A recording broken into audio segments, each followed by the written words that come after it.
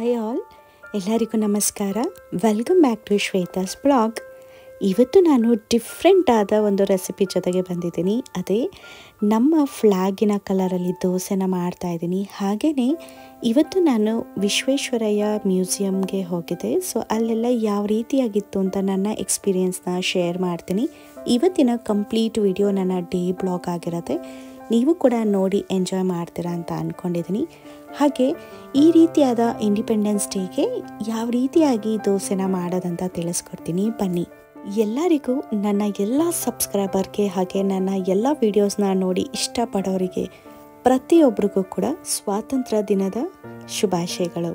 Happy independence day. ಇವತ್ತು ನಮಗೆ 1947ರಲ್ಲಿ ಸ್ವಾತಂತ್ರ್ಯ ಸಿಕ್ಕಿತ್ತು ಅಂತ ಹೇಳ್ತಾರೆ. ಹೌದು, ಆದರೆ ನಾವಂತೂ ಅವಾಗಿರಲಿಲ್ಲ. ಬಟ್ ಇವಾಗಂತೂ ಸ್ವಾತಂತ್ರ್ಯವಾಗಿ ಬದುಕ್ತಿದ್ದೀವಿ, ಖುಷಿಯಾಗಿ ಬದುಕ್ತಿದ್ದೀವಿ, ನೆಮ್ಮದಿಯಾಗಿ ಬದುಕ್ತಿದ್ದೀವಿ ಅಂದರೆ ಅವತ್ತಿನ ಹೋರಾಟನೇ ಕಾರಣ ಅಂತ ಹೇಳ್ಬೋದು. ಇವತ್ತು ನಾವು ತಿಂಡಿನ ತಿನ್ಕೊಂಡು ಕ್ವಿಕ್ಕಾಗಿ ವಿಶ್ವೇಶ್ವರಯ್ಯ ಮ್ಯೂಸಿಯಮ್ಗೆ ಬಂದಿದ್ವಿ. ಹಾಗೆ ಎಕ್ಸಾಕ್ಟ್ ಲಾಲ್ಬಾಗ್ ಹತ್ರ ಇದೆ. ನಮಗೂ ಕೂಡ ಹೋಗ್ಬೇಕಂತ ಇತ್ತು, ಆದರೆ ಇಂಥ ಒಳ್ಳೆ ದಿನನೇ ಹೋಗ್ತೀವಿ ಅಂತ ಗೊತ್ತಿರಲಿಲ್ಲ. ಹಾಗೆ ಎಲ್ಲಿದೆ ಅಂತಲೂ ಕೂಡ ಗೊತ್ತಿರಲಿಲ್ಲ. ನಾವು ಬೆಂಗಳೂರಲ್ಲಿ ಹುಟ್ಟಿ ಬೆಳೆದಿದ್ರು ಕೂಡ ಇಲ್ಲಿಗೆಲ್ಲ ಹೋಗೇ ಇರಲಿಲ್ಲ. ಆ ಕಾರಣಕ್ಕೆ ಕೇಳಿದ್ವಿ ಈ ಥರ ಇದೆ ಮ್ಯೂಸಿಯಂ ಅಂತ, ಆದರೆ ಹೋಗಿರಲಿಲ್ಲ. ಸೊ ಇವತ್ತು ನನ್ನ ಮಗಳನ್ನ ಕರ್ಕೊಂಡು ಕೂಡ ಹೋಗಿದ್ವಿ. ಅಷ್ಟು ವಿಚಾರಗಳು ಇಂಜಿನಿಯರ್ಗೆ ಸಂಬಂಧಪಡತ್ತೆ. ಹಾಗೆ ಒಂದು 30% ಮಾತ್ರ ಮಕ್ಕಳಿಗೆ ಸಂಬಂಧಪಡತ್ತೆ. ಆದರೆ ಇಂಜಿನಿಯರ್ನೇ ಮಾಡಿಸ್ಬೇಕು ಅನ್ನೋ ಒಂದು ಮಕ್ಕಳನ್ನ ಬೇಕಾದರೆ ಈಗಲೇ ಕರ್ಕೊಂಡೋಗಿ ಅವ್ರನ್ನ ಮೆಂಟಲಿ ಪ್ರಿಪೇರ್ ಮಾಡ್ಬೋದು, ಈ ರೀತಿಯಾಗಿರತ್ತೆ ಅಂತ. ಸೊ ದಟ್ ಅವ್ರಿಗೆ ಇಂಜಿನಿಯರ್ ಮಾಡೋರಿಗೆ ಕಷ್ಟ ಅಂತ ಅನಿಸಲ್ಲ, ಈಸಿ ಅನಿಸತ್ತೆ. ಇದೇ ಉದ್ದೇಶಕ್ಕೆ ಆ ಮ್ಯೂಸಿಯಮ್ನ ಮಾಡಿದ್ದಾರೆ. ಸೊ ಎಲ್ಲ ಮಕ್ಕಳನ್ನ ಕರ್ಕೊಂಡೋಗಿ ತೋರಿಸೋದಂತೂ ತುಂಬಾ ಇಂಪಾರ್ಟೆಂಟ್. ನೀವೇನಾದರೂ ನಿಮ್ಮ ಮಕ್ಕಳನ್ನ ಕರ್ಕೊಂಡೋಗಿಲ್ಲ ಅಂದರೆ ಕರ್ಕೊಂಡೋಗಿ ತುಂಬಾ ಚೆನ್ನಾಗಿರುತ್ತೆ. ಆಲ್ಮೋಸ್ಟ್ ಎಂಟ್ರಿ ಫೀಸ್ 95 ರೂಪೀಸ್ ಏನೋ ಇತ್ತು ಅಡಲ್ಟ್ಸ್ಗೆ. ಚಿಕ್ಕ ಮಕ್ಕಳಿಗೆ ಎಷ್ಟು ಅಂತ ನಾನು ಕೂಡ ನೋಡಲಿಲ್ಲ, ಯಾಕಂದರೆ ನನ್ನ ಹಸ್ಬೆಂಡ್ ಟಿಕೆಟ್ನ ತೊಗೊಂಡು ಬಂದಿದ್ರು. ಅದಾದಮೇಲೆ ನಾನು ಅದನ್ನು ನೋಡೋಕ್ಕೆ ಹೋಗಿರಲಿಲ್ಲ. ಇನ್ನು ಇಲ್ಲಿ ನಾನು ದೋಸೆ ಮಾಡ್ಕೊಳ್ಳೋದಕ್ಕೆ ರೆಡಿ ಮಾಡ್ಕೋತಾ ಇದ್ದೀನಿ. ಈ ಥರ ದೋಸೆ ಒಂಥರ ಪ್ರೋಟೀನ್ ಹಾಗೆ ಹೈ ಫೈಬರ್ ಇರುವಂಥ ದೋಸೆ ಅಂತಲೇ ಹೇಳ್ಬೋದು. ಹಾಗೆಯೇ ನಾನಿಲ್ಲಿ ಬರೀ 4 ದೋಸೆನ ಮಾತ್ರ ಇಂಡಿಯನ್ ಫ್ಲ್ಯಾಗ್ ಕಲರಲ್ಲಿ ಮಾಡೋಣ ಅಂತ ಹೇಳಿ, ಅಂದರೆ ನಾವು 4 ಜನ ಇದ್ದೀವಲ್ವ, ಎಲ್ಲರಿಗೂ ಒಂದೊಂದು ದೋಸೆ ಅಂತ. ಹಾಗೆಯೇ ಎಲ್ಲರಿಗೂ ಈವನ್ ಆಗಿ ಪ್ರೋಟೀನ್ ಆಗುತ್ತೆ ಅಂತ. ಜೊತೆಗೆ ಸೇಮ್ ದೋಸೆನೇ ನಾವು ತಿನ್ನೋದಕ್ಕೂ ಕೂಡ ಅಷ್ಟು ಇಷ್ಟ ಆಗಲ್ಲ. ಇನ್ನು ನನಗೆ ಎಕ್ಸ್ಪೆಷಲಿ ಇಂಡಿಪೆಂಡೆನ್ಸ್ ಡೇ ದಿನ ಶಾರ್ಟ್ ವಿಡಿಯೋನ ಹಾಕಿ ಮಾಡಲೇಬೇಕು ಅಂತ ಇತ್ತು. ಆ ಕಾರಣಕ್ಕೋಸ್ಕರ ಈ ವಿಡಿಯೋನ ಶೂಟ್ ಮಾಡ್ಕೊತಾ ಇದ್ದೀನಿ. ಇನ್ನೂ ಹಾಗೆಯೇ ಬ್ಲಾಗಿಗೂ ಕೂಡ ಆ್ಯಡ್ ಮಾಡ್ಕೊಂಡಿದ್ದೀನಿ. ನೆಕ್ಸ್ಟ್ ಇಯರ್ ಏನಾದರೂ ನೀವು ಈ ರೀತಿ ಮಾಡಬೇಕಂದ್ರೆ ಖಂಡಿತವಾಗ್ಲೂ ಮಾಡ್ಬೋದು. ತುಂಬ ಟೇಸ್ಟಿಯಾಗಿರುತ್ತೆ, ಈಸಿಯಾಗೂ ಇರುತ್ತೆ. ಇವಾಗ ಇಲ್ಲಿ ನಾನು ಆರೆಂಜ್ ಕಲರ್ಗೆ ಕ್ಯಾರೆಟ್ನ ಬಳಸ್ತಾ ಇದ್ದೀನಿ. ಗ್ರೀನ್ ಕಲರ್ ಬರೋದಕ್ಕೆ ಸ್ವಲ್ಪ ಪುದೀನ ಹಾಗೆ ಪಾಲಕ್ನ ಬಳಸ್ಕೊತಾ ಇದ್ದೀನಿ. ಹಾಗೆಯೇ ಈ ವೈಟ್ ಕಲರ್ಗೆ ನಾರ್ಮಲ್ ದೋಸೆ ಇಟ್ಟೆ ಆಗುತ್ತೆ. ನಾನಿಲ್ಲಿ ದೋಸೆನ ಹಿಂದಿನ ದಿನವೇ ನೆನಾಕ್ಬಿಟ್ಟು ಹಾಗೆ ರಾತ್ರಿ ರುಬ್ಬಿ ರೆಡಿ ಮಾಡಿ ಇಟ್ಕೊಂಡಿದ್ದೆ. ನನಗೆ ಪ್ಲ್ಯಾನಲ್ಲಿತ್ತು, ಹಾಗೆಯೇ ಇಂಡಿಪೆಂಡೆನ್ಸ್ ಡೇ ದಿನವೇ ಮಾಡಿ ಶೂಟ್ ಮಾಡಬೇಕಂತ ಇತ್ತು. ಆ ಕಾರಣಕ್ಕೆ ಅವತ್ತಿನ ದಿನವೇ ಶೂಟ್ ಮಾಡ್ಕೋತಾ ಇದ್ದೀನಿ. ಇಲ್ಲಿ ಮೊದಲು ನಾನು ಹಿಟ್ಟನ್ನ ರೆಡಿ ಮಾಡ್ಕೊಂಡು ಬಿಡ್ತೀನಿ. ಹಿಟ್ಟು ಚೆನ್ನಾಗಿ ನೆಂದಿತ್ತು ಕೂಡ. ಈಗ ನಾನು ಸ್ವಲ್ಪ ನೀರು ಹಾಗೆ ರುಚಿಗೆ ತಕ್ಕಷ್ಟು ಉಪ್ಪನ್ನ ಹಾಕ್ಕೊಂಡು ಮಿಕ್ಸ್ ಮಾಡ್ಕೊಂಡು ಬಿಡ್ತೀನಿ. ಬೇಸಾಗಿ ನಾವು ಉಪ್ಪನ್ನ ಹಾಕಿ ಮಿಕ್ಸ್ ಮಾಡ್ಕೊಂಬಿಟ್ರೆ ನಂತರ ನಾವು ಯಾವುದೇ ಕಲರ್ನ ಹಾಕಿದ್ರೂ ಕೂಡ ಚೆನ್ನಾಗಿರುತ್ತೆ. ನಂತರ ನಾವು ಉಪ್ಪನ್ನ ಹಾಕಲೇಬೇಕು, ಮಿಕ್ಸ್ ಮಾಡಬೇಕಂತ ಏನಿರಲ್ಲ. ಇಲ್ಲಿ ನಾವು ಫುಡ್ ಕಲರ್ನು ಕೂಡ ಬಳಸ್ಕೋಬಹುದು. ಈಸಿಯಾಗಿರಬೇಕು, ಬೇಗನೆ ಆಗಬೇಕಂದ್ರೆ ನೀವು ಬೇಕಾದರೆ ಫುಡ್ ಕಲರ್ನು ಕೂಡ ಬಳಸ್ಕೋಬೋದು. ಆದರೆ ನಾನಿಲ್ಲಿ ಯಾವುದೇ ಥರ ಫುಡ್ ಕಲರ್ನ ಬಳಸ್ತಾ ಇಲ್ಲ, ಸ್ವಲ್ಪ ರುಚಿಯಾಗಿರಲಿ ಅಂತ ಹೇಳಿ. ಹಾಗೆ ಪ್ರೋಟೀನ್ ದೋಸೆ ಆಗಿರಲಿ ಅಂತ ಹೇಳಿಬಿಟ್ಟು ನಾನಿಲ್ಲಿ ತರಕಾರಿ ಸೊಪ್ಪನ್ನ ಬಳಸ್ತಾ ಇದ್ದೀನಿ. ಜೊತೆಗೆ ನ್ಯಾಚುರಲ್ ಕಲರ್ ಆಗೂ ಇರುತ್ತೆ. ನಾವು ಫುಡ್ ಕಲರ್ನ ಬಳಸೋದಕ್ಕಿಂತ ಇದು ಬೆಸ್ಟ್ ಆಪ್ಷನ್ ಅಂತಲೇ ಹೇಳ್ಬೋದು. ಈಗ ನಾನಿಲ್ಲಿ 2 ಈ ಬ್ಯಾಡಗಿ ಮೆಣಸಿನ್ಕಾಯಿಗೆ ಸ್ವಲ್ಪ ಬಿಸಿನೀರನ್ನ ಹಾಕ್ಕೊಂಡು ನೆನಾಕಿ ಇಟ್ಕೋತಾ ಇದ್ದೀನಿ. ಸೊ ಕ್ಯಾರೆಟ್ ಜೊತೆಗೆ ಹಾಕ್ಕೊಂಡ್ರೆ ಒಂದು ಒಳ್ಳೆ ಕಲರ್ ಸಿಗುತ್ತೆ. ಹಾಗೆಯೇ ತುಂಬ ಟೇಸ್ಟಿಯಾಗೂ ಕೂಡ ಇರುತ್ತೆ. ನೀವು ಕೂಡ ಒಂದ್ಸತಿ ಟ್ರೈ ಮಾಡಿ. ಹಾಗೆ ಇಲ್ಲಿ ನಾನು 2 ಬೌಲ್ನ ತಗೊಂಡಿದ್ದೀನಿ. ಒಂದು ಗ್ರೀನ್ ಆ್ಯಂಡ್ ಒಂದು ಆರೆಂಜ್ ಅಂತ. ಹಾಗೆ 2 ಬೌಲ್ಗೂ ಕೂಡ ಒಂದು 2 ಅಥವಾ 2.5 ಸ್ಪೂನ್ ಆಗೋಷ್ಟು ಹಿಟ್ಟನ್ನು ಹಾಕೋತೀನಿ. ಸೊ ನಾವು ರುಬ್ಬಿ ಕೂಡ ಹಾಕೋದ್ರಿಂದ ಮತ್ತೆ ಸ್ವಲ್ಪ ತೆಳುವಾಗೋಂಥ ಚಾನ್ಸಸ್ ಇರುತ್ತೆ, ಆವಾಗ ಸ್ವಲ್ಪ ಹಿಟ್ಟು ಕೂಡ ಜಾಸ್ತಿ ಆಗಿಬಿಡುತ್ತೆ. ಆ ಕಾರಣಕ್ಕೆ ನಾನಿವಾಗ ಒಂದೊಂದು ಬೌಲ್ಗೂ ಕೂಡ ಒಂದು 2-2.5 ಸ್ಪೂನ್ ಆಗೋಷ್ಟು ಹಿಟ್ಟನ್ನು ಹಾಕೋತಾ ಇದ್ದೀನಿ. ಸೊ ಈ ರೀತಿ ಹಾಕ್ಕೊಂಡು ಕಲರ್ನ ಮಾಡೋದ್ರಿಂದ ಬೆಟರ್ ಅಂತ ಅನಿಸುತ್ತೆ. ಬೇಕಂದರೆ ಸಪ್ರೇಟಾಗೂ ಕೂಡ ಕ್ಯಾರೆಟ್ ದೋಸೆ, ಪಾಲಕ್ ದೋಸೆನೂ ಮಾಡ್ಕೋಬೋದು. ಇವಾಗ ನಾನು ಗ್ರೀನ್ ಕಲರ್ ದೋಸೆಗೆ ಪಾಲಕ್ನ ಹಾಕೋತಾ ಇದ್ದೀನಿ. ಒಂದು 6 ಪಾಲಕ್ನ ಈ ರೀತಿಯಾಗಿ ತೊಳೆದು ಎತ್ತಿಟ್ಕೊಂಡಿದ್ದೆ. ಹಾಗೆಯೇ ಒಂದು ಅರ್ಧ ಹಿಡಿ ಆಗೋಷ್ಟು ಕೊತ್ತಂಬರಿ ಸೊಪ್ಪನ್ನು ಕೂಡ ಹಾಕೋತಾ ಇದ್ದೀನಿ. ಕೊತ್ತಂಬರಿ ಸೊಪ್ಪನ್ನ ಹಾಕಿದ್ರೂ ಕೂಡ ಒಂದು ಒಳ್ಳೆ ಕಲರ್ ಕ್ಯಾರಿ ಮಾಡುತ್ತೆ, ಆ ಕಾರಣಕ್ಕೋಸ್ಕರ. ಇನ್ನು ಇದ್ರ ಜೊತೆಗೆ ಒಂದೇ ಒಂದು ಹಸಿಮೆಣಸಿನ್ಕಾಯಿನ ಹಾಕೋತಾ ಇದ್ದೀನಿ. ಎಲ್ಲದೂ ಕೂಡ ಆಲ್ರೆಡಿ ತೊಳೆದು ಎತ್ತಿಟ್ಕೊಂಡಿದೆ. ಹಾಗೆ ನಿಮಗೆ ಬೇಕಂದರೆ ಶುಂಠಿ ಹಾಗೆ ಬೆಳ್ಳುಳ್ಳಿನ ಹಾಕೋಬೋದು. ನಾನಿಲ್ಲಿ ಸ್ವಲ್ಪ ಹಿಟ್ಟಿಗೆ ಹಾಕ್ತಾ ಇರೋದ್ರಿಂದ ಶುಂಠಿನೂ ಬಳಸಿಲ್ಲ. ಹಾಗೆ ಒಂದೇ ಒಂದು ಇಳುಕು ಬೆಳ್ಳುಳ್ಳಿನೂ ಕೂಡ ಹಾಕಿದ್ರೆ ಚೆನ್ನಾಗಿರುತ್ತೆ. ಆದರೆ ಬೆಳ್ಳುಳ್ಳಿ ಫ್ಲೇವರ್ ಅಷ್ಟು ಇಷ್ಟ ಆಗಲ್ಲ ನಮ್ಮ ಮನೆಯಲ್ಲಿ, ಆ ಕಾರಣಕ್ಕೆ ನಾನು ಬೆಳ್ಳುಳ್ಳಿನ ಸ್ಕಿಪ್ ಮಾಡಿದ್ದೀನಿ. ಇನ್ನು ಮಿಕ್ಸಿ ಜಾರ್ಗೆ ಒಂದು ಸ್ವಲ್ಪ ನೀರನ್ನ ಹಾಕಿ ಅದನ್ನು ಕೂಡ ಹಿಟ್ಟಿಗೆ ಹಾಕ್ಕೊಂಡಿದ್ದೀನಿ. ಮತ್ತು ನಾನು ಮಿಕ್ಸಿನ ತೊಳೆದು ನಂತರ ಇದಕ್ಕೆ 1 ಕ್ಯಾರೆಟ್ನ ದಪ್ಪದಾಗಿ ಹೆಚ್ಚಿಟ್ಕೊಂಡಿರೋದನ್ನು ಹಾಕೋತಾ ಇದ್ದೀನಿ. ಹಾಗೆಯೇ ನೆನೆಸಿಟ್ಕೊಂಡಿದ್ದೆ ಗೊತ್ತಾ ಒಣ ಮೆಣಸಿನ್ಕಾಯಿನ, ಅದನ್ನು ಕೂಡ ಹಾಕೋತಾ ಇದ್ದೀನಿ. ಇಲ್ಲಿ ನಾನು ನೆನೆಸಿಟ್ಟಿರುವಂಥ ಮೆಣಸಿನ್ಕಾಯಿನ ಮಾತ್ರ ಹಾಕ್ತಾ ಇದ್ದೀನಿ, ನೀರನ್ನು ಹಾಕ್ತಾ ಇಲ್ಲ. ಅದನ್ನು ಚೆಲ್ಕೊಂಡ್ಬಿಡಿ. ಹಾಗೆ ಇದಕ್ಕೂ ಕೂಡ ನೀವು ಬೇಕಿದ್ರೆ ಬೆಳ್ಳುಳ್ಳಿ ಶುಂಠಿನ ಹಾಕೋಬೋದು, ಅಥವಾ ಶುಂಠಿ ಬೇಡ ಅಂದರೆ ಬೆಳ್ಳುಳ್ಳಿನ ಹಾಕ್ಕೊಳ್ಬೋದು. ಆದರೆ ನಾನಿಲ್ಲಿ ಎರಡನ್ನೂ ಕೂಡ ಸ್ಕಿಪ್ ಮಾಡ್ಕೊಂಡಿದ್ದೀನಿ. ಶುಂಠಿನ ಹಾಕ್ಕೊಳ್ಳೋದಾದರೆ ನೀವು ಜಾಸ್ತಿ ಹಿಟ್ಟಿಗೆ ಮಾಡ್ಕೋಬೇಕಾದ್ರೆ ಶುಂಠಿನ ಹಾಕ್ಕೊಂಡ್ರೆ ಚೆನ್ನಾಗಿರುತ್ತೆ. ಆದರೆ ಯೂಶ್ವಲಾಗಿ ಬೆಳ್ಳುಳ್ಳಿನ ನಾನು ಹಾಕೋದಿಲ್ಲ. ಈ ರೀತಿ ನೀರನ್ನ ಹಾಕದೆ ರುಬ್ಬಿರೋ ಅಂಥ ಕಾರಣಕ್ಕೆ ಕೈಯಲ್ಲೇ ನಾನು ಫಸ್ಟು ತೊಗೊಂಡು ಹಾಕ್ಕೊಂಡು ನಂತರ ಅಲ್ಲಿರುವಂಥ ಕ್ಯಾರೆಟ್ ರುಬ್ಬಿರುವಂಥ ಮಿಶ್ರಣಕ್ಕೆ ಸ್ವಲ್ಪ ನೀರನ್ನ ಹಾಕಿ ಜಾರಿಂದ ಕೂಡ ತಗೊಳ್ತೀನಿ. ಈಗ ನೋಡ್ಬೋದು ಎಷ್ಟು ಕಲರ್ಫುಲ್ ಆಗಿದೆ ಅಂತ. ಒಂದು ಬಟ್ಲಲ್ಲಿ ವೈಟ್ ಆ್ಯಂಡ್ ಗ್ರೀನ್, ಹಾಗೆ ಇನ್ನೊಂದು ಬಟ್ಲಲ್ಲಿ ವೈಟ್ ಆ್ಯಂಡ್ ಲೈಟ್ ಅಥವಾ ಒಂದು ಸ್ವಲ್ಪ ಮೀಡಿಯಮ್ ಕಲರಲ್ಲಿರುವಂಥ ಆರೆಂಜ್. ಸೊ ಇದನ್ನು ನೋಡೋದಕ್ಕೆ ಒಂದು ಒಳ್ಳೆ ಖುಷಿ ಅಂತಲೇ ಹೇಳ್ಬೋದು. ಈಗ ಇದನ್ನು ಚೆನ್ನಾಗಿ ಮಿಕ್ಸ್ ಮಾಡ್ಕೊಳ್ಳೋಣ. ನಾನು ಕ್ಯಾರೆಟ್ ರುಬ್ಬಿ ಹಾಕಿದ ನಂತರ ಡಾರ್ಕ್ ಕಲರ್ ಇದೆ ಅಂತ ಅಂದ್ಕೊಂಡೆ. ನಂತರ ಈ ರೀತಿ ಕಲಿಸ್ಬೇಕಾದ್ರೆ ಲೈಟಾಗಿ ಹೋಗ್ಬಿಟ್ಟಿದೆ ಅಂತ ಅನ್ನಿಸ್ತು. ಮತ್ತು ನಾನು ದೋಸೆ ಬಿಟ್ಟಾಗಂತೂ ಪರ್ಫೆಕ್ಟಾಗಿ ಬಂತು, ಪರ್ಫೆಕ್ಟ್ ಕಲರ್ ಅಂತಲೇ ಅನ್ನಿಸ್ತು. ಇನ್ನು ಗ್ರೀನ್ ಕಲರ್ ಅಂದರೆ ಪಾಲಕ್ ದೋಸೆನೂ ಕೂಡ ಚೆನ್ನಾಗಿ ಮಿಕ್ಸ್ ಮಾಡ್ಕೋತಾ ಇದ್ದೀನಿ. ನಾವು ಮತ್ತೆ ನೀರು ಹಾಕಿದ್ರಿಂದ ಸ್ವಲ್ಪ ತೆಳುವಾಗಿದೆ, ಬಟ್ ಆದರೂ ಕೂಡ ದೋಸೆ ತುಂಬ ಸಾಫ್ಟಾಗಿ ಬಂದಿತ್ತು, ತುಂಬ ಟೇಸ್ಟಿಯಾಗೂ ಬಂದಿತ್ತು. ಇನ್ನು ಯಾರಾದರೂ ವೆಯ್ಟ್ ಲಾಸ್ ಮಾಡಬೇಕು ಅನ್ನೋರು ಈ ರೀತಿಯಾಗಿ ಪಾಲಕ್ ದೋಸೆ ಅಥವಾ ಕ್ಯಾರೆಟ್ ದೋಸೆನೂ ಮಾಡ್ಬೋದು. ಈ ರೀತಿನೂ ಕೂಡ ನೀವು ಮಾಡಿಕೊಂಡು ತಿನ್ಬೋದು. ಸೊ ನಿಮಗೇನಾದರೂ ಇಷ್ಟ ಆಯ್ತಂದರೆ ನೀವು ಕೂಡ ರೆಗ್ಯುಲರಾಗಿ ಕೂಡ ಮಾಡ್ಕೋಬೋದು. ಇನ್ನು ನೋಡ್ತಾ ಇರ್ಬೋದು ಕಲರ್ ಅಂತೂ ಸೂಪರಾಗಿ ಕಾಣ್ತಾ ಇತ್ತು. ಇನ್ನು ಹಂಚನೂ ಕೂಡ ಕಾಯೋದಕ್ಕೆ ಇಟ್ಕೊಂಡು ಹಾಗೆಯೇ ತಿಂಡಿನೂ ಕೂಡ ಸರ್ವ್ ಮಾಡ್ಕೋತಾ ಇದ್ದೆ. ಇನ್ನು ಮಧ್ಯದಲ್ಲಿ ಈ ರೀತಿಯಾಗಿ ನಾನು ಈ ಒಂದು ಶಾರ್ಟ್ ವಿಡಿಯೋಗೂ ಕೂಡ ಶೂಟ್ ಮಾಡಿಕೊಂಡು ಇನ್ನು ಹಂಚನ ಕಾಯೋದಕ್ಕೆ ಇಟ್ಕೊಂಡಿದ್ದೀನಿ. ಇದಕ್ಕೂ ಕೂಡ ಎಣ್ಣೆನ ಸರ್ವಿದ್ದೀನಿ. ನಾನು ಒಂದೊಂದ್ಸತಿ ಈ ಕಾಯಿ ಗುಂಜು ಬರುತ್ತೆ ಗೊತ್ತಾ, ಅದನ್ನಾದರೂ ಬಳಸ್ತೀನಿ ಅಥವಾ ಈರುಳ್ಳಿನಾದರೂ ಬಳಸ್ತೀನಿ. ಜಾಸ್ತಿ ದೋಸೆನ ಬಿಡೋದಿದ್ರೆ ಈರುಳ್ಳಿನ ಬಳಸ್ತೀನಿ. 1 ಅಥವಾ 2 ದೋಸೆ ಎಮರ್ಜೆನ್ಸಿಗೆ ಬಿಡ್ತಾ ಇದ್ದೀನಿ ಅಂದರೆ ಈ ಕಾಯಿ ಗುಂಜಿರುತ್ತೆ ನೋಡಿ, ಅದನ್ನು ಕೂಡ ಬಳಸ್ಕೋಬೋದು. ಇವಾಗ ನಾನಿಲ್ಲಿ ಫ್ಲ್ಯಾಗ್ ಕಲರಲ್ಲಿ ದೋಸೆನ ಬಿಡ್ತಾ ಇದ್ದೀನಿ. ಮಾಡುವಾಗಂತೂ ತುಂಬ ಖುಷಿ ಇತ್ತು, ಯಾಕಂದರೆ ನಾನು ಈ ಒಂದು ಇಂಡಿಪೆಂಡೆನ್ಸ್ ಡೇ ದಿನವೇ ಮಾಡಬೇಕಂತ ಇತ್ತು. ಮುಂಚೆನೇ ಮಾಡಿ ವಿಡಿಯೋನ ಹಾಕೋದು ಬೇಡ, ಅವತ್ತೇ ಮಾಡಬೇಕನ್ನೋದೊಂದು ಆಸೆ ಇತ್ತು. ಸೊ ಇವತ್ತು ನಾನು ಅದನ್ನು ಮಾಡ್ತಾಯಿದ್ದೀನಿ. ನೋಡ್ಬೋದು ಎಷ್ಟು ಚೆನ್ನಾಗಿ ಈ ದೋಸೆ ಬಂದಿತ್ತು ಅಂದರೆ ತುಂಬ ಸಾಫ್ಟಾಗೂ ಬಂದಿತ್ತು.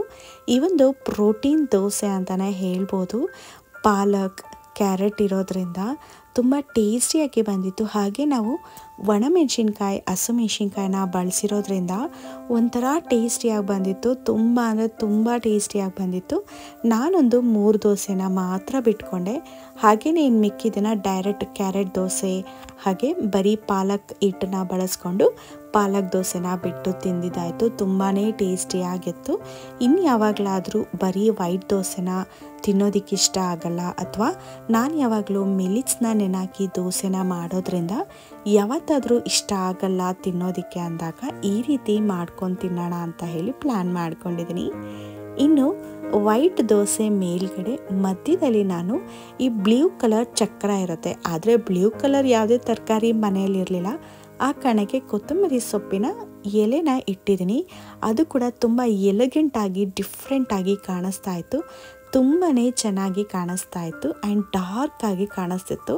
ಸೊ ಇವಾಗ ದೋಸೆ ಕೂಡ ಒಂದು ಸೈಡಲ್ಲಿ ಬೆಂದಿದೆ, ಈಗ ಮರ್ಚಿ ಹಾಕ್ಬಿಡೋಣ.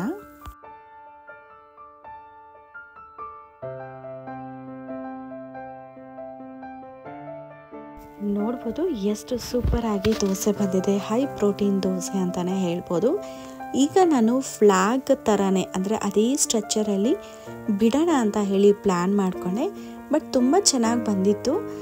ಸೊ ಫಸ್ಟು ನಾನು ಅಂಚಿಗೆ ಎಣ್ಣೆನ ಸರಕೊಂಡು ಮೊದಲು ದೋಸೆ ನಾನು ಏನು ಮಾಡಿದೆ ರೌಂಡಾಗಿ ಬಿಟ್ಕೊಂಡೆ ಅಲ್ವಾ, ಇವಾಗ ನಾನು ಸ್ವಲ್ಪ ಈ ಫ್ಲ್ಯಾಗ್ ರೀತಿಯಲ್ಲೇ ಬಿಟ್ಕೊಳ್ಳೋಣ ಅಂತ ಟ್ರೈ ಮಾಡಿದೆ. ಸೊ ಇವಾಗ ಸ್ವಲ್ಪ ತೆಳುವಾಗಿರೋದ್ರಿಂದ ನಾನು ಅಷ್ಟು ಪರ್ಫೆಕ್ಷನ್ ಆಗಿ ಬರಲಿಲ್ಲ, ಬಟ್ ಆದರೂ ಕೂಡ ತುಂಬ ಚೆನ್ನಾಗಿ ಬಂದಿತ್ತು, ಖುಷಿನೂ ಕೂಡ ಆಯಿತು.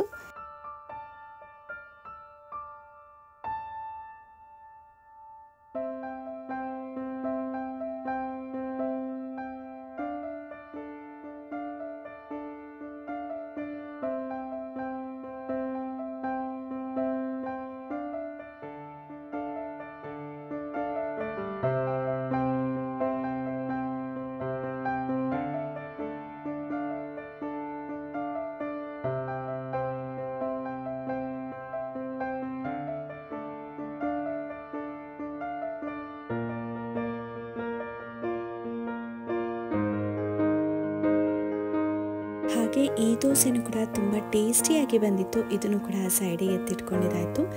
ನಂತರ ನನ್ನ ಮಗಳು ಬಿಡಬೇಕು ಅಂತ ಹೇಳಿ ಹಠ ಮಾಡಿ ಅವಳು ಕೂಡ ಬಿಡ್ತಾ ಇದ್ದಾಳೆ.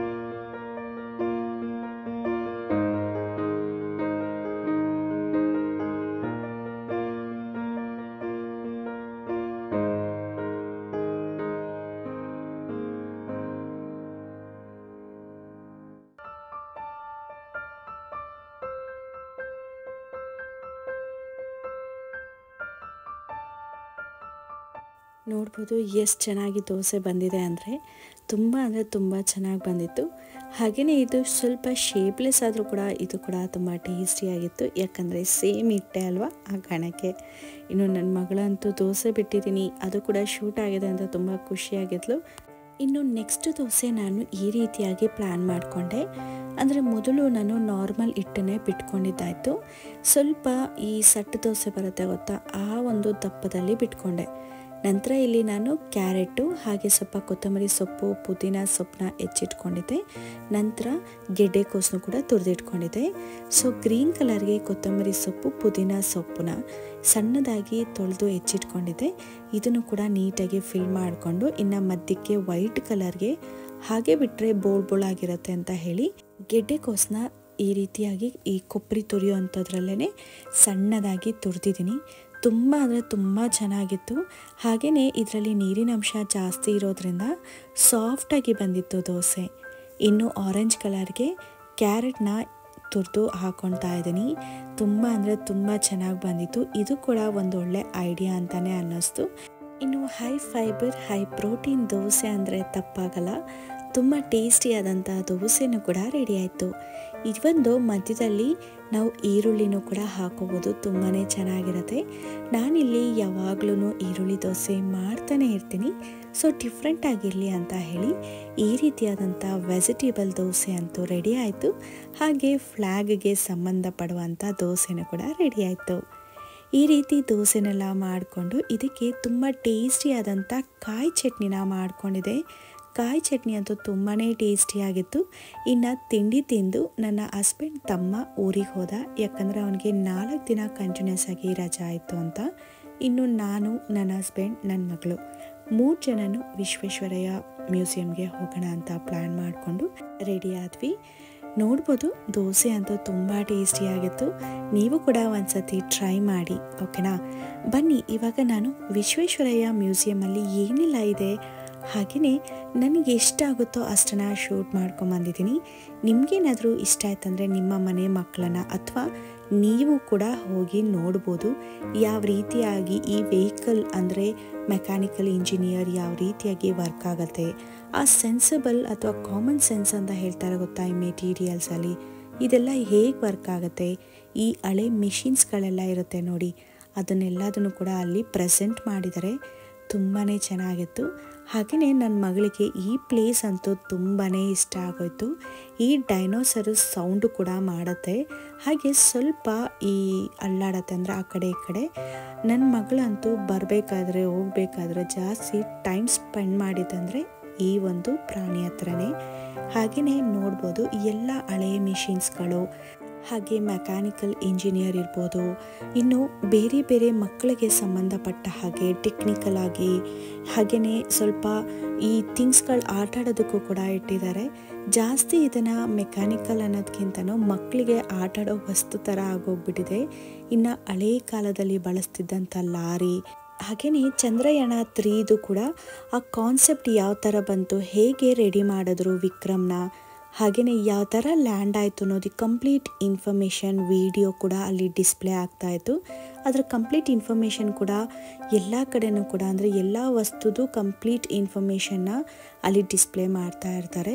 ನೋಡ್ಬೋದು ಅಲ್ಲಿ ಒಂದು ಟಿವಿನೂ ಫಿಕ್ಸ್ ಮಾಡಿದ್ದಾರೆ. ಮಕ್ಕಳಿಗೆ ಎಕ್ಸ್ಪ್ಲೇನ್ ಮಾಡ್ತಾ ಇದ್ದೀವಿ.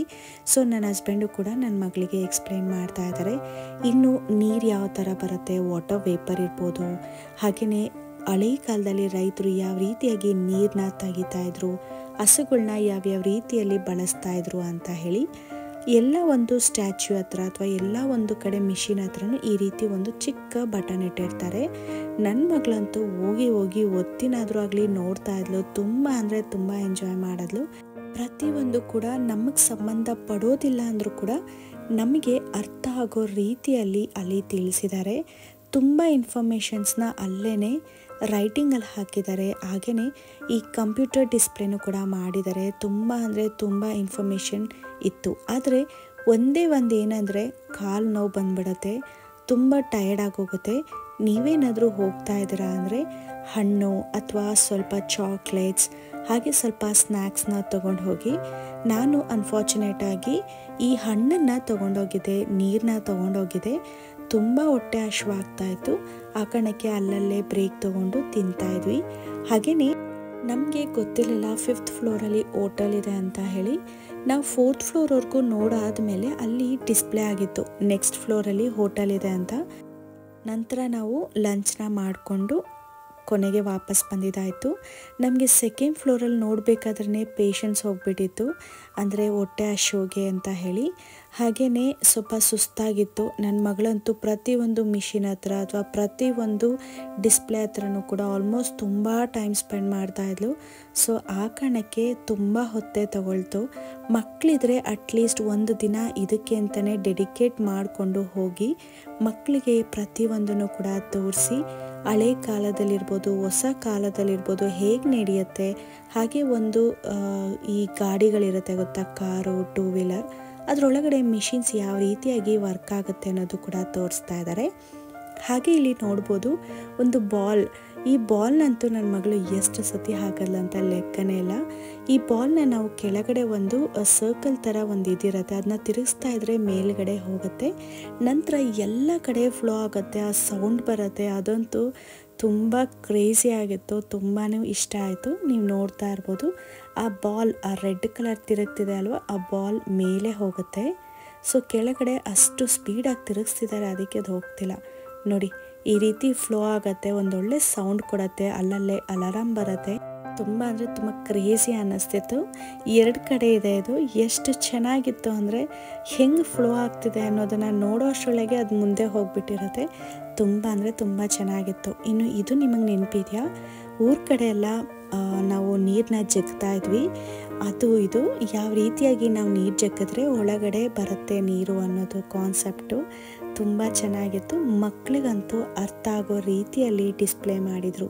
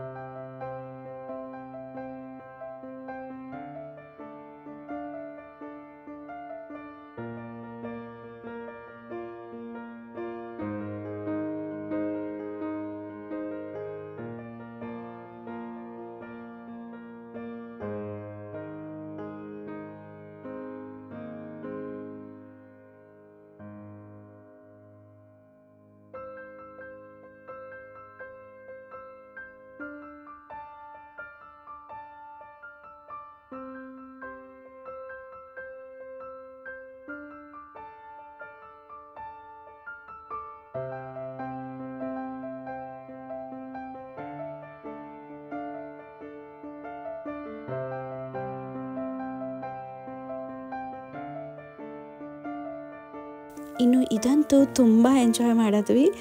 ಅಲ್ಲಿ ಒಳಗಡೆ ಹೋಗಿ ಒಂದು ಸಂದಿಯಲ್ಲಿ ಮುಖನ ಆಚೆ ಇಡಬೇಕು. ನನ್ನ ಮಗಳಂತೂ ತುಂಬಾ ಎಂಜಾಯ್ ಮಾಡಿದ್ಲು. ಹಾಗೆಯೇ ಇದಂತೂ ಹೇಳಲೇಬೇಕು, ಇಲ್ಲಿ ಒಂದು ಕಂಬಿ ಇದೆ, ಹಾಗೆಯೇ ಒಂದು ಆಪೋಸಿಟಲ್ಲಿ ಒಂದು 5ರಿಂದ 6 ಹೆಜ್ಜೆ ಆ ಕಡೆ ಇದೇ ರೀತಿ ಒಂದು ಕಂಬಿ ಇದೆ. ಈ ಕಂಬಿಲಿ ಮಾತಾಡೋದು ಅಲ್ಲಿ ಕೇಳುತ್ತೆ, ಅಲ್ಲಿ ಮಾತಾಡೋದು ಇಲ್ಲಿ ಕೇಳುತ್ತೆ. ತುಂಬ ಅಂದರೆ ತುಂಬ ಚೆನ್ನಾಗಿತ್ತು. ಒಂದೊಂದು ಫ್ಲೋರಿಗೆ ಹೋಗಿ ಬಂದಿದ ನಂತರ ನನ್ನ ಮಗಳು ಇದನ್ನು ಮಾಡಬೇಕು ಅಂತ ಹಠಪಟ್ಟು ಮಾಡ್ತಾಯಿದ್ಲು. ಹಾಗೆಯೇ ಈ ನೀರು ಒಳಗಡೆ ಸುಳಿ ಬರುತ್ತೆ ಗೊತ್ತಾ, ಯಾವ ರೀತಿಯಾಗಿ ಸುಳಿ ಬರುತ್ತೆ ಅನ್ನೋದು ಕೂಡ ತೋರಿಸ್ತಿದ್ದಾರೆ ನೋಡಿ.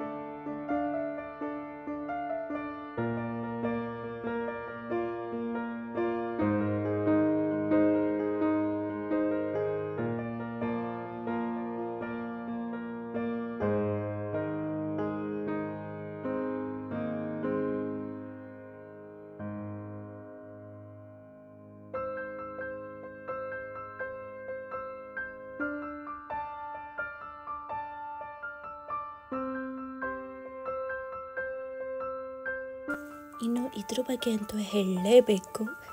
ಇದು ಒಂಥರ ವೆಯ್ಟ್ ಮೆಷಿನ್, ಅಂದರೆ ನಾವು ಎಷ್ಟು ಕೆ ಜಿ ಇದ್ದೀವಿ ಅಂತಲೂ ಕೂಡ ತೋರಿಸುತ್ತೆ.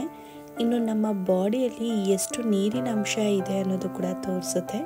ಇದೊಂಥರ ಮ್ಯಾಜಿಕ್ ಅಂತ ಹೇಳ್ಬೋದು. ನೀವು ಯಾರಾದರೂ ಹೋಗಿದರೆ ಇದನ್ನು ಖಂಡಿತವಾಗ್ಲೂ ಚೆಕ್ ಮಾಡಿ. ನೀವು ಕೂಡ ನಿಮ್ಮ ಬಾಡಿಯಲ್ಲಿ ಎಷ್ಟು ಅಂಶ ನೀರಿದೆ, ಹಾಗೆ ನೀವು ಎಷ್ಟು ತೂಕ ಇದ್ರೆ ಆ ತೂಕದ ತಕ್ಕಂತೆ ಎಷ್ಟು ತೂಕ ನೀರಿದೆ ಅನ್ನೋದನ್ನು ಹೇಳುತ್ತೆ.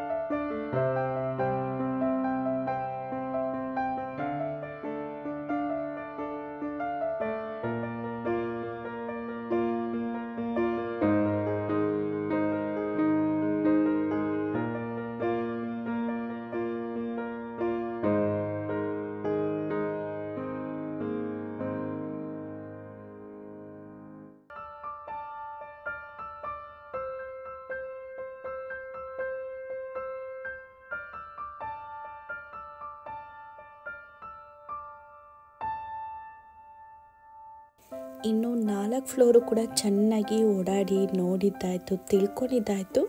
ಇನ್ನು ಹೊಟ್ಟೆ ಅಂತೂ ತುಂಬ ಹಶ್ವಾಗ್ತಾಯಿತ್ತು. ಸೊ ನಮಗಂತೂ ಕೆಫೆಟೇರಿಯಾ ಇದೆ ಅಂತ ಗೊತ್ತಾಗಿದೆ 4th ಫ್ಲೋರ್ಗೆ ಹೋದ್ಮೇಲೆ. ಇನ್ನು ಅಲ್ಲಿಗೆ ಹೋಗಿಬಿಟ್ಟು ನಾವು ಕೂಡ ಊಟ ಮಾಡಿ ನಂತರ ಮನೆಗೆ ಬಂದಿದ್ದಾಯಿತು. ಮನೆಗೆ ಬಂದ ಮೇಲೆ ಮಳೆ ಜಾಸ್ತಿನೇ ಆಗೋಯಿತು. ಸೊ ಇದಾಗಿತ್ತು ಇವತ್ತಿನ ದಿನದ ಡೇ ಬ್ಲಾಗ್. ನಿಮಗೆ ಈ ವಿಡಿಯೋ ಇಷ್ಟ ಆಯ್ತಂದರೆ ಲೈಕ್ ಮಾಡಿ, ಫಾಲೋ ಮಾಡಿ, ಸಬ್ಸ್ಕ್ರೈಬ್ ಮಾಡದೆ ನೋಡ್ತಾ ಇದ್ರಂದರೆ ಸಬ್ಸ್ಕ್ರೈಬ್ ಆಗಿ. ನೆಕ್ಸ್ಟ್ ವಿಡಿಯೋದಲ್ಲಿ ಒಂದು ಒಳ್ಳೆ ರುಚಿಯಾದ ರೆಸಿಪಿ ಜೊತೆಗೆ ಸಿಗ್ತೀನಿ. ಅಲ್ಲಿವರೆಗೂ ಟೇಕ್ ಕೇರ್, ಬಾಯ್.